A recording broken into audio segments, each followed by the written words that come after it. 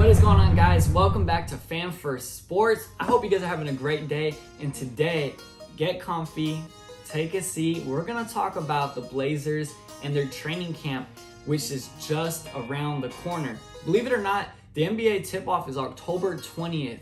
Blazers will be back at Moda Center versus the Kings, and that is so exciting because it's just around the corner. And so this training camp, I think, is really important for two reasons. One, I mean, you still have 2 roster spots available. I don't think they'll use both, but there's definitely one more guy that they can sign in. I love the players they brought in for the training camp, which we'll talk about in a second. The second thing, though, is this training camp, right? Players, coaches are coming in from the summer, and this is first look. This is where you build the foundation and set the tone for the team. And I have really high hopes. This training camp is going to be so important to how the Blazers start this year. So let's just jump right into it. The time frame, I mean, September 28th, they're coming in for training camp. October 4th, preseason begins. They have 4 preseason games. And then, like I said, October 20th is tip-off. That's when everything begins. And we're going to see Dame shooting from half court and all the guys back in uniform. So it's super exciting. Now, with the guys they brought in, I'm first going to talk about the guy I hope makes the team. That is Marquese Chriss. Marquese Chriss is a 6'9" power forward. He's coming back from a leg injury, but prior to that, I mean, this guy is a diver, a slasher, athletic, and he can actually protect the rim pretty well. He showed a lot of glimpses before his injuries, and he's only 24 years old, I believe. Really young guy with a lot to prove. And I think with how the Blazers are right now with, just the concerns of health in the front court and the lack of size, Marquese Chriss is someone that can bolster that. And I'm excited. I really think that he can provide something to this team if needed to be called on. None of these guys I think are going to be rotational guys at all, but he's someone that's could be great to fill out your roster on the back end in case, a Zeller goes down, Nurk gets hurt for some time, he can come in, play some minutes, and not hurt the team. So Marquese Chriss is my guy I'm really looking at. Another guy who I think a lot of players, or fans I should say, are really high on, Dennis Smith Jr. He's known as the athletic, high-flying point guard, but he's also young. He was a high pick, but just never really worked out. He had a really great rookie season, and a lot of people were like, he's on his way to stardom, and then he kind of withered away. His problem is just his shooting efficiencies. I mean, he can guard. He's a pretty big and strong guard, athletic, right? But he's like a 30% career three-point shooter, not very efficient unless he's at the rim. And to me, I'm just trying to look at this Blazers roster and figure out where are the minutes gonna go.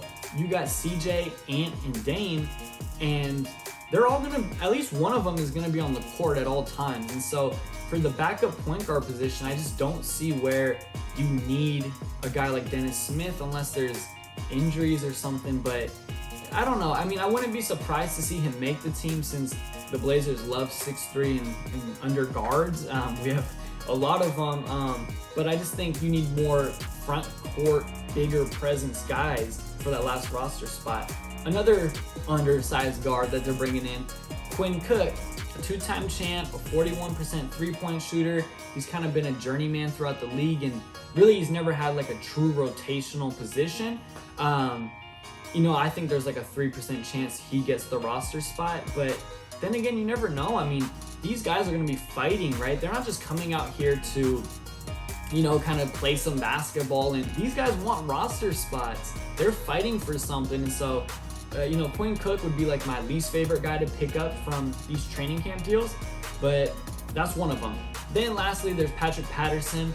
He's the true vet here. He's 32 years old, was just playing with the LA Clippers, and so he has some familiarity with Chauncey Billups, right? He's kind of developed into a pick and pop guy where he can get hot.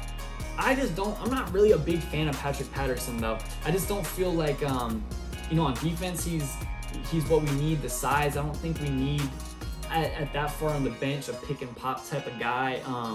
So I don't know. I'm not super high on him, but I wouldn't be surprised if they end up signing him because of his, relationship with Billups, and also he has that veteran leadership, right? It's never a bad idea to have an 11-year vet filling out the back end of the roster. And so that's the 4 guys they brought in. I hope it's Marquese Chriss that gets one of the roster spots for the reasons I talked about. But what is super exciting about this that leads me into my next talking point is this is going to be very competitive, right? We're bringing in a couple young guys, a couple vets that still want a roster spot. And in addition to that, the new depth that we brought in for the bench this year, guys like Larry Nance, Norman Powell re-signed, I feel like there's just going to be so much competition going into training camp. And the reason I love that, this is going to take me into the Blazers defense. Now, it's no secret that in the past, this has been the Blazers' Achilles heel, is the defensive end. Everyone knows it. The players, the coaches, the fans, the analysts. It's all we talk about is how they need to get better on that end. And for the players and coaches, they knew this in the past, right? It's right before the seasons begin, they talk about this, they put emphasis on it. But the problem is, with Terry Stotts and the teams in the past is, you probably come in for 1 practice, 2, 3 practices and have a lot of intensity on D and some of your best practices on that end of the floor, and it looks great, right? But then maybe you don't have as good of a day on defense. You take a couple plays off here and there, and Terry Stotts isn't really holding them accountable, or there's no consequences for kind of, messing up a little bit. And then it becomes a slippery slope. You start to build a habit of like, oh, that was just 1 play. Or, yeah, well, I'll come back on offense and shoot a 3 and that makes up for it. And so the attention to detail, it's where the small things become the big things, right? And I think with Terry Stotts and that whole culture that was built, you can never really improve the defense when there's no consequences and you build a habit of it. And no matter how much you talk about it, it's really hard to rebuild that structure when you guys are when it's the same culture, the same habits every single time. And you think about it in life, you hear this a lot. A person has to move states. They have to switch jobs. They have to get away from their certain friends because you can't evolve or grow when you're in the same environment. And that's why I'm really high on this training camp. You brought in a whole bunch of new guys. You have Chauncey Billups out there, Roy Rogers, a whole new coaching staff. There's no better time than now to rebuild a culture. And what better way to rebuild a culture than to bring in competition and high intensity?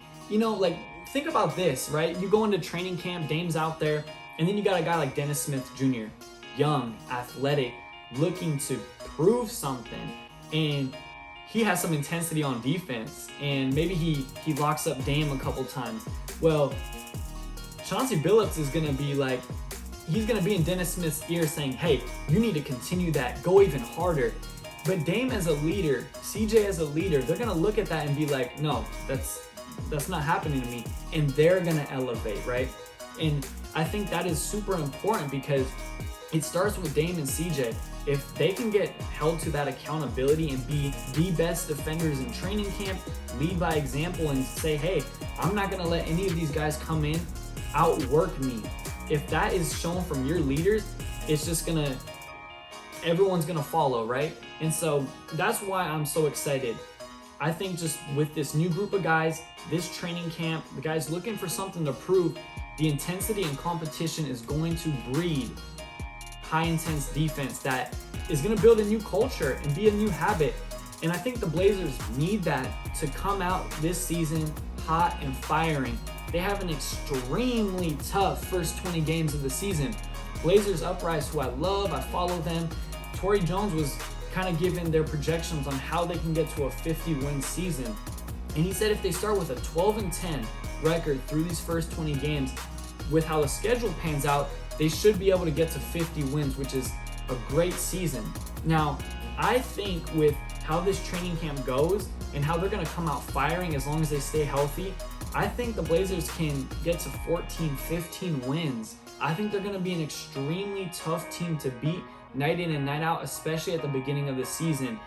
It starts, like I said, building the foundation through training camp And that's why I'm so happy with the players they're deciding to bring in this year to fight it out. It's like gladiators, right? They're in the arena and it's like, hey, you got to prove something to me. I think about also guys like Ben McLemore, right?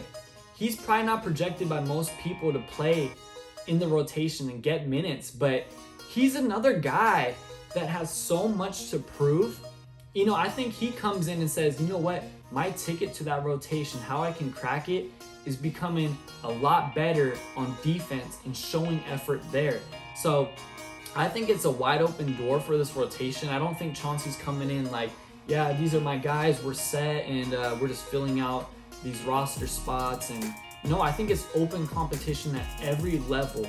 And so for players like Ben McLemore, Tony Snell, these guys like Dennis Smith Jr. that come in on training camp deals, they have so much to fight for, and that competition is gonna breed excellence, I believe.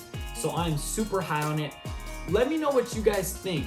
Who would you sign with those 2 roster spots available? Like I said, they'll probably only use 1, but do you like Chris? Do you like Dennis Smith? Are you a Quinn Cook fan? Do you want smaller guards? Or do you want to go with the old reliable Patrick Patterson? And then, you know, as far as the defense, do you agree with, you know, this competition leading to a better defense? You know, let me know what you guys think. Until then, Blazers are right around the corner. Get excited. It is time. I'll see you guys on the next episode. Take care.